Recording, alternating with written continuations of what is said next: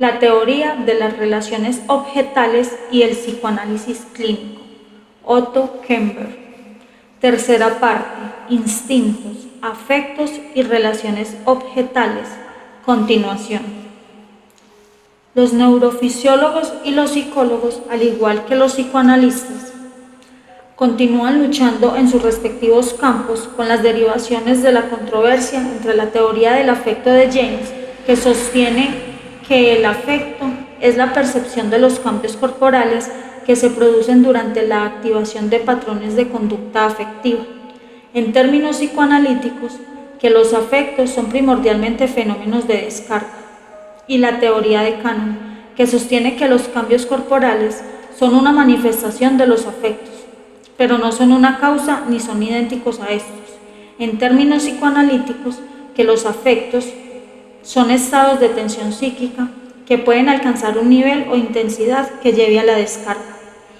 Brierly hizo una revisión del problema de los afectos en la teoría y la práctica psicoanalítica que, en mi opinión, conserva hasta hoy su validez. Sostuvo que ha habido una tendencia a posponer la investigación psicoanalítica de la teoría del afecto debido a los problemas aún sin resolver que existen en la teoría de los instintos, y al respecto sugirió que en lugar de detenerse en la teoría de los instintos, es razonable esperar que un estudio más minucioso de los afectos pueda contribuir a solucionar algunos de los problemas de los instintos. Criticó la sugerencia de Freud de que las ideas son catexias, mientras que los afectos y las emociones corresponden a procesos de descarga cuya manifestación final es percibida como un sentimiento. Por el contrario, según Brierly, los afectos son fenómenos de tensión que reflejan una cierta intensidad de los instintos. Coincidió con McDougall que en los diversos instintos dan lugar a afectos primarios cualitativamente diferentes. A este respecto, es interesante anotar que McDougall destacó la importancia que tienen los factores cognitivos para diferenciar los sentimientos primarios de los sentimientos complejos y la necesidad de indagar subjetivamente todo este campo. Brierly sugirió también que los núcleos yoicos tienden a unirse en función de experiencias emocionales similares y afirmó que son los objetos buenos de matiz positiva, con sus correspondientes sistemas corporales buenos, los que proveen un núcleo estable para el despaciosamiento creciente sistema mí, o sea, el yo personal coordinado que parece surgir alrededor del segundo año de vida.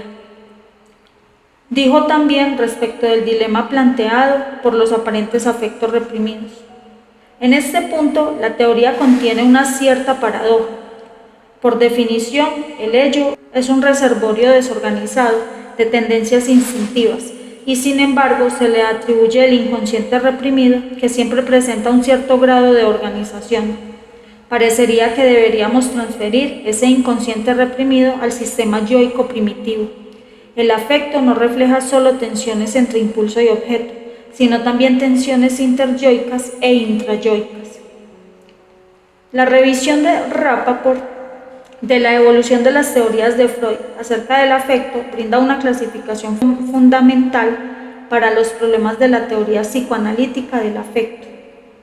Distinguió tres momentos en las teorías freudianas. En el primero, Freud igualó afecto con cantidad de energía psíquica, que más tarde conceptualizó como catexia instintiva. Afecto y libido eran términos intercambiables. Consideró la ansiedad como una transformación de la libido debido al hecho de estar reprimida. El segundo momento del pensamiento freudiano se caracteriza por la concepción del afecto como función motriz o secretoria, o sea, como fenómeno de descarga. Rappaport cita el trabajo de Freud sobre la represión, en el que dice: la afectividad se manifiesta esencialmente en descargas motrices, por ejemplo, secretorias y circulatorias, que producen una modificación interna del cuerpo del sujeto, sin relación con el mundo exterior. La movilidad en acciones tendientes a producir cambios en el mundo exterior. En esta formulación teórica, los instintos están representados por ideas y carga afectiva. Hemos adoptado el término carga de afecto para este otro elemento de la presentación mental.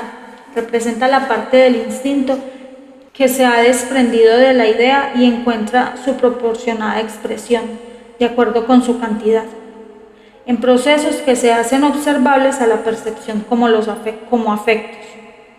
El tercer momento de la teoría freudiana de los afectos está vinculado con la teoría estructural. Los afectos aparecen ahora como funciones yoicas. El yo los utiliza como señales, transformándolos así en estructuras. Rappaport señala que esta tercera conceptualización lleva consigo el reconocimiento de canales innatos de descarga afectiva y cita el resumen realizado por Fenichel de la teoría final de Freud acerca de la ansiedad.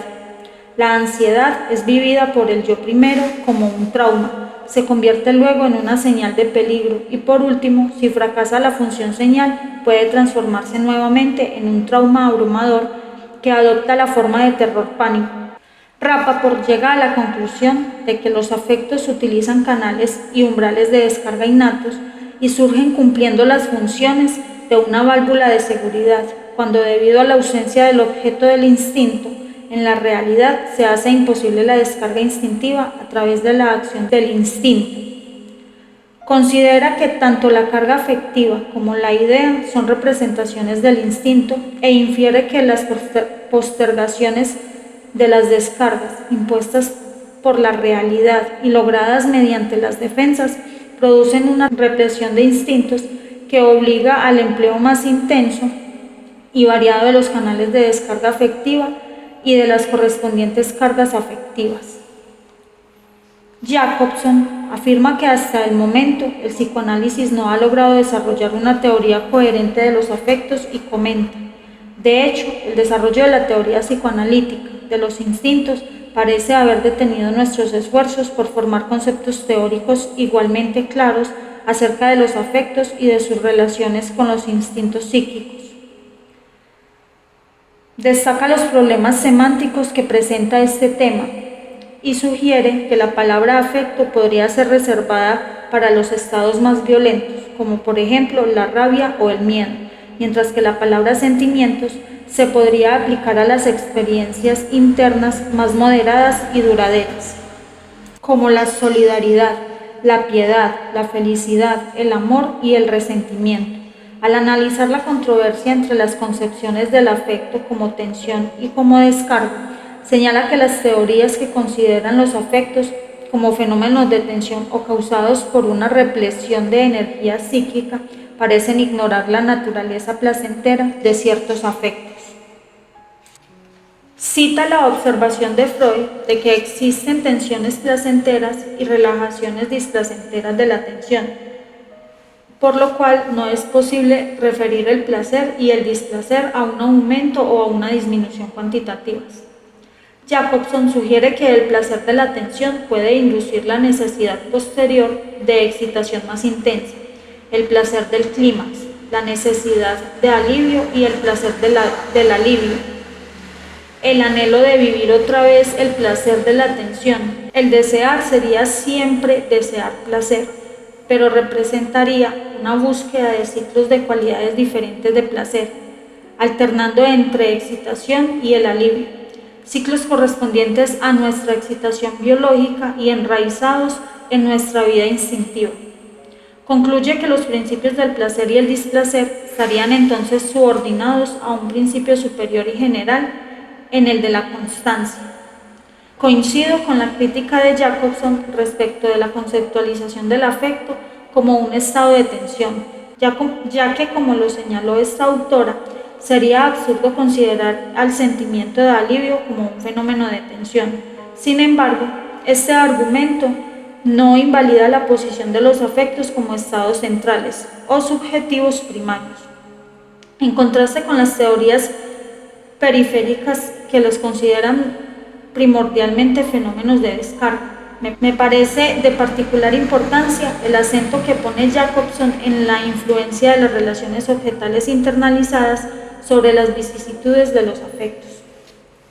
Así, el desarrollo de las representaciones del sí mismo y del objeto, de las relaciones objetales, de las funciones yoicas y las sublimaciones y de la conducta sexual adulta lleva al desarrollo de nuevas cualidades de componentes afectivos que se integran entonces con los anteriores componentes afectivos infantiles, formando nuevas unidades.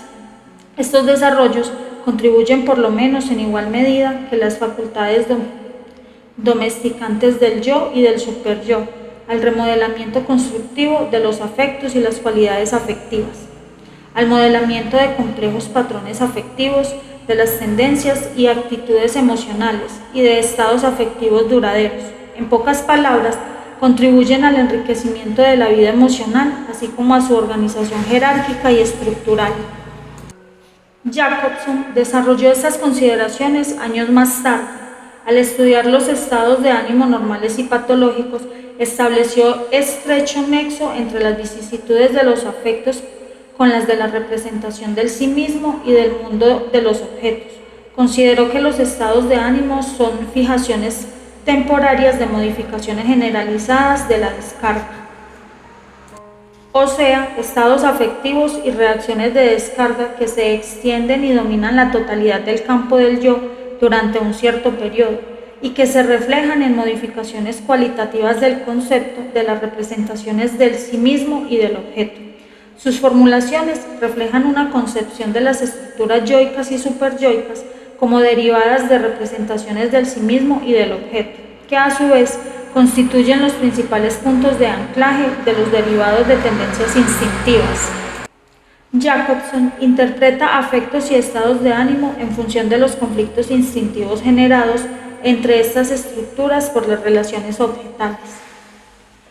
Peto sugiere que la movilización del afecto en circunstancias relativamente no traumáticas constituye un hecho intrasistémico dentro del yo, hecho que ilustra la función señal de los afectos.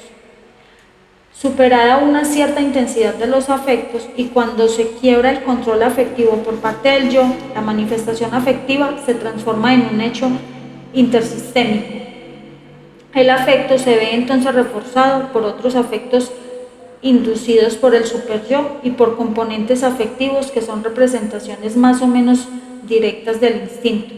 Sugiere que a esta altura aparece una matiz diferente del mismo afecto, que es atribuido a un nuevo grupo de imágenes, pensamientos o representaciones del sí mismo y del objeto.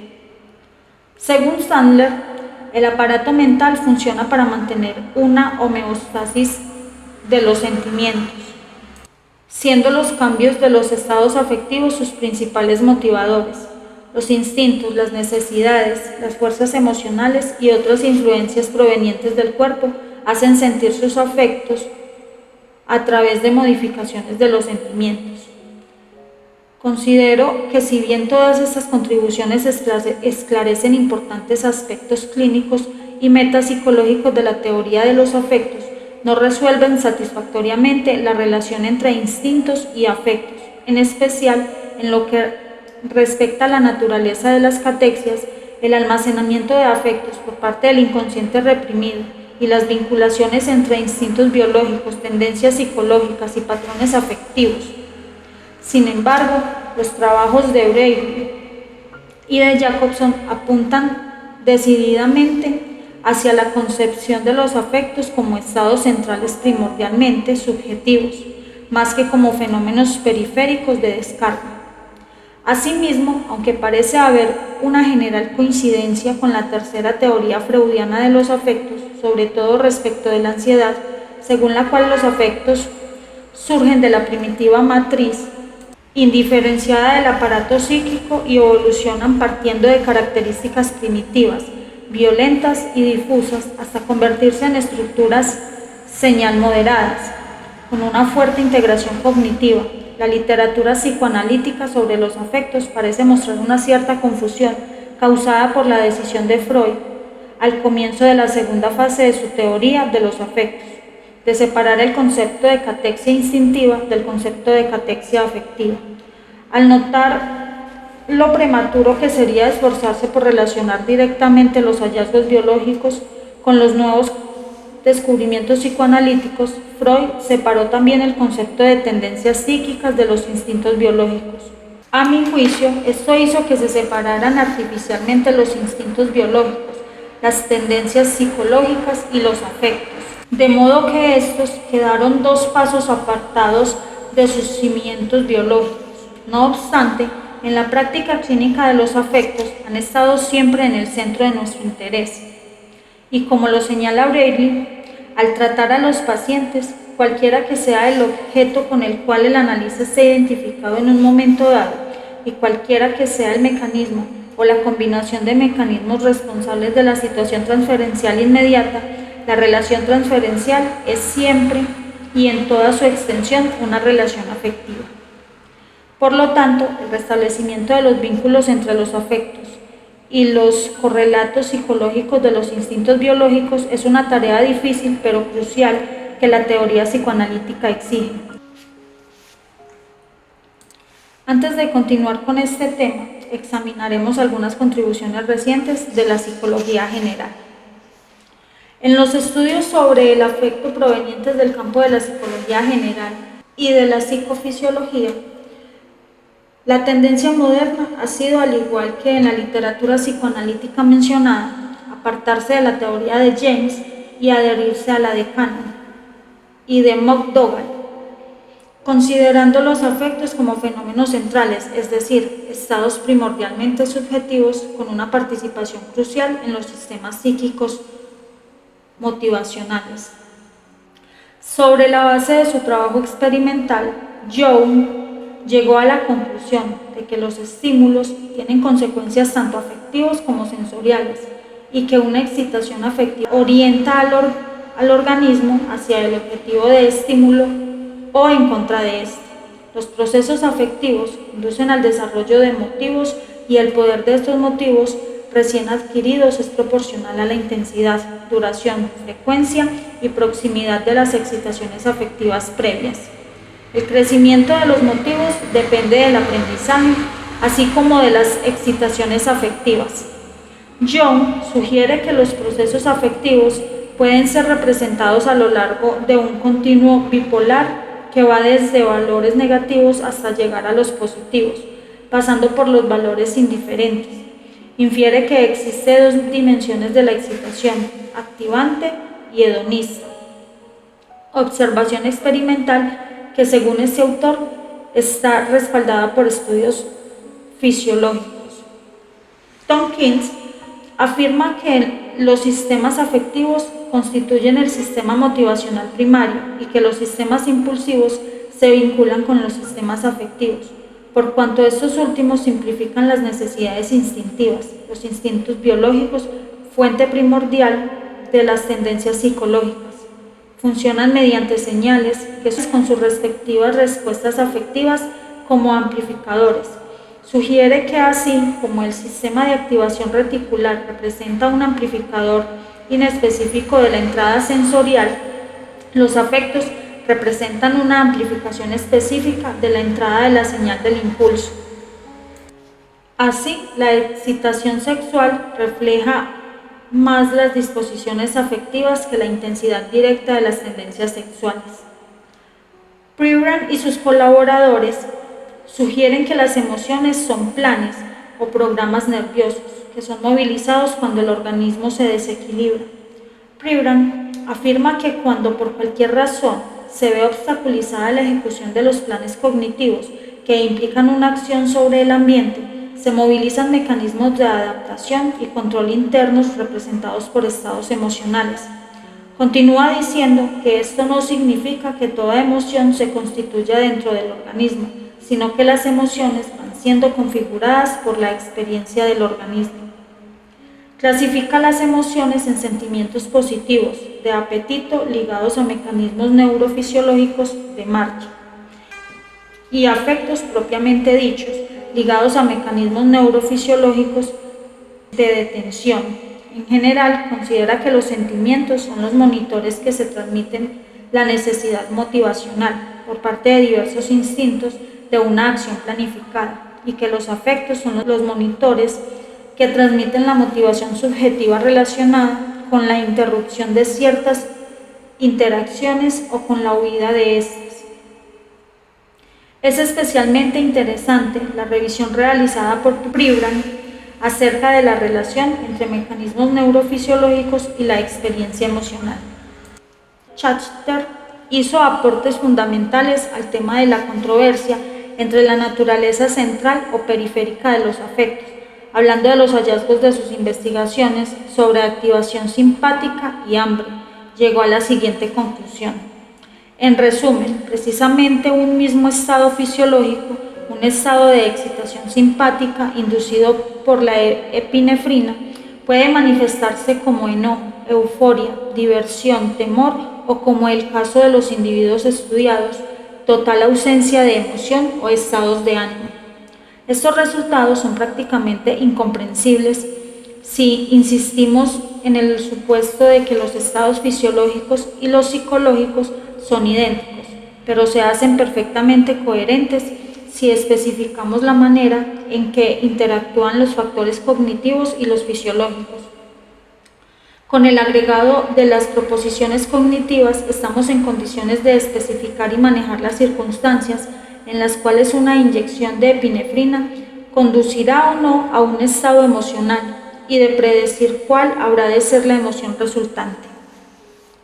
Schachter sugirió también que una teoría puramente central de la emoción o la motivación es tan inadecuada para explicar todos los hechos como lo es una teoría puramente periférica. Señala que las lesiones experimentales producidas en animales en la zona ventromedial del hipotálamo, uno de los centros del control de la alimentación, producen hiperfagia y extrema obesidad únicamente cuando la comida es apetitosa. Cuando no lo es, los animales del grupo experimental comen considerablemente menos y su peso disminuye por debajo de los animales del grupo de control. Pareciera que los centros de control de la alimentación operan en estrecha interacción con los estímulos ambientales. Schachter sugiere que las circunstancias externas de los animales sometidos a estímulos son de la mayor importancia para determinar los casos en que la estimulación eléctrica del cerebro provoca o no una manifestación emocional y termina diciendo: si eventualmente hemos de interpretar estos hechos, creo que nos veremos obligados a adoptar un conjunto de conceptos que no gozan de las preferencias de los investigadores de tendencia fisiologista, ya que se trata de conceptos difíciles de verificar y actualmente difíciles también de trasladar al dominio de la fisiología. Tendremos que estudiar la percepción del individuo de su estado corporal y su interpretación de la misma en función de su situación inmediata y de su experiencia pasada. Cabe hacer notar que el cuestionamiento de Schachter respecto de la teoría puramente central se refiere a una centralidad neurofisiológica y no a la centralidad subjetiva del afecto que mencioné antes en un sentido más amplio. Lipper, apoyándose en sus muchos años de experiencia, rechaza la tradicional separación entre emociones y percepciones. Los procesos emocionales son una pauta más auténtica de los procesos perceptuales que los ejemplos más sencillos que habitualmente se mencionan en los libros y trabajos que se ocupan de la percepción. Quiero decir con esto que básicamente las emociones son percepciones de una situación y por lo general percepciones ampliamente basadas de los aspectos más perdurables y significativos de dicha situación. Cita recientes comprobaciones neurofisiológicas que demuestran la interdependencia del funcionamiento cortical y subcortical en las actividades cognitivas y en los procesos emocionales. Se refiere a trabajos que muestran que por lo general las percepciones gustativas y olfativas adquieren una importante cualidad afectiva y en consecuencia tienden a influir de manera considerable el comportamiento de los animales y los seres humanos. La investigación etológica indica que los animales poseen mecanismos emocionales innatos para cuya puesta en funcionamiento bastan simples señales que indican circunstancias más favorables o menos favorables. En suma, Lipper propone una teoría motivacional perceptual, de las emociones, según la cual, a mi juicio, las emociones organizan unidades funcionales de percepción y constituyen percepciones de situaciones vividas. Magda Arnold ha hecho amplios aportes al estudio psicológico de los afectos, al igual que en las más recientes investigaciones de este campo. Utiliza la palabra emociones como una designación general. Resume sus ideas diciendo: hemos aislado ahora dos componentes de la emoción, uno estático, la apreciación, que es la simple aceptación o rechazo del afecto que se espera que la situación tenga sobre nosotros. El otro, dinámico, que es el impulso de acercarse a lo que se aprecia como bueno y de alejarse de lo que se aprecia como malo. En consecuencia, la emoción se transforma en una tendencia sentida de acercamiento hacia lo bueno y de apartamiento de lo malo. Esta definición nos permite especificar la manera en que la emoción se relaciona con la acción. Si no hay interferencias, la tendencia sentida conducirá a la acción. Nos permite también establecer la manera en que surge la emoción. Todo lo percibido, recordado o imaginado será apreciado. Si se lo aprecia como deseable o nocivo, surgirá la tendencia a la acción. Y a medida que apreciamos la situación como más deseable o más nociva, tomamos conciencia no solo de que tendemos a acercarnos o alejarnos de ella, sino de que lo que sentimos es una tendencia emocional. En relación con la controversia entre las teorías central y periférica, Arnold dice: si la emoción es una tendencia sentida hacia la acción, fundada en una apreciación, es razonable suponer que los cambios fisiológicos tan llamativos en la emoción son subsidiarios de esta tendencia. Al investigar los fundamentos neurofisiológicos de la emoción así definida, sugiere que el circuito de la memoria del cerebro incluye, junto con una modalidad específica de recordación, un circuito de memoria afectiva y un circuito de imaginación. Sugiere que la apreciación a través del sistema límbico pone en funcionamiento la memoria de modalidad específica y la afectiva, así como la anticipación a través de circuitos independientes. Un circuito de acción que comprende el lóbulo frontal, en el que intervienen la memoria motriz y la imaginación motriz, completa la constelación de circuitos que vehiculizan la emoción y la acción. Según Arnold, la apreciación inicia los cambios fisiológicos y la emoción. Por lo tanto, toda emoción está caracterizada por un patrón integrado de manifestación emocional, cambios hormonales y fisiológicos y movimiento explícito. Pero este patrón puede ser activado no solo por la apreciación cognitiva del ambiente, sino además por el comportamiento instintivo que refleja un particular desequilibrio fisiológico, que induce también apreciación y deseo, y por ende emoción. El estado fisiológico parece ser iniciado por la acción hormonal, y puesto que las emociones participan siempre en el comportamiento instintivo, manifiestan los mismos cambios fisiológicos que los patrones instintivos. Sin embargo, esto no quiere decir que los patrones fisiológicos sean la base de la emoción. Arnold termina diciendo: en resumen, es posible dar cuenta de los cambios fisiológicos que se producen en diferentes emociones e incluso identificar a los circuitos nerviosos que los causan, pero únicamente sobre la base de un análisis fenomenológico de las actividades psicológicas. Desde la percepción hasta la emoción y la acción, será posible elaborar una teoría de la función cerebral, a partir de la cual se puede inferir un correlato nervioso de la experiencia psicológica. Así, hemos completado el círculo. La investigación realizada en los campos de la neurofisiología y la psicología experimental ha respaldado la teoría central de los afectos, destacando la importancia de indagar los estados subjetivos, que son, de hecho, el dominio principal de la investigación psicoanalítica. Al mismo tiempo, los aportes de la etología, la neurofisiología y la psicología experimental coinciden en el reconocimiento de la íntima conexión que existe entre el instinto, tal como se le concibe hoy, y los afectos, lo cual pone de manifiesto una vez más la necesidad de reservar la relación instinto-afecto en la teoría psicoanalítica.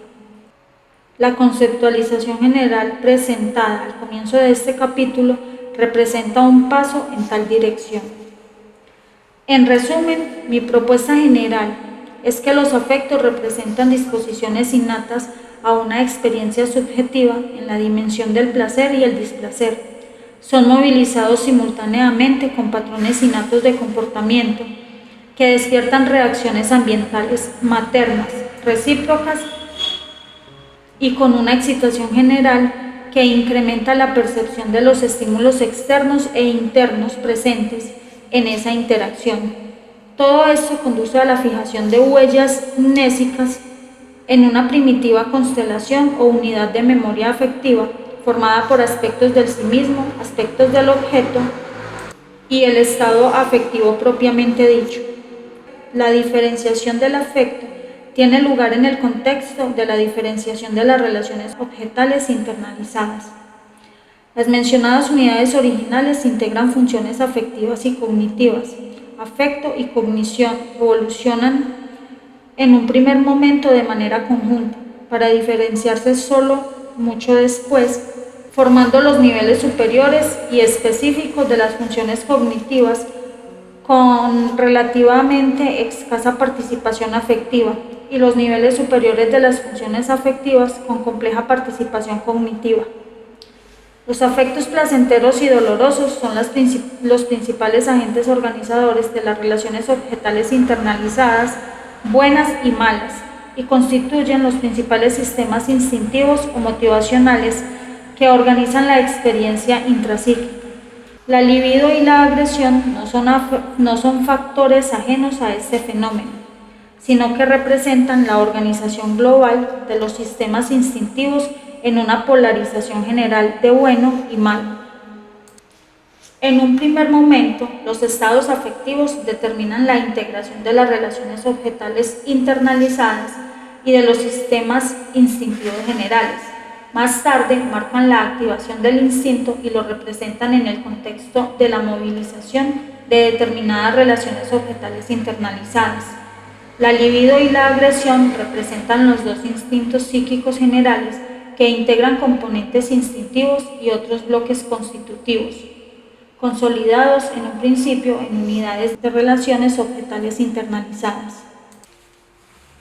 Para un próximo audio tendremos la cuarta parte, revisión histórica, algunas conclusiones vinculadas con la metapsicología psicoanalítica.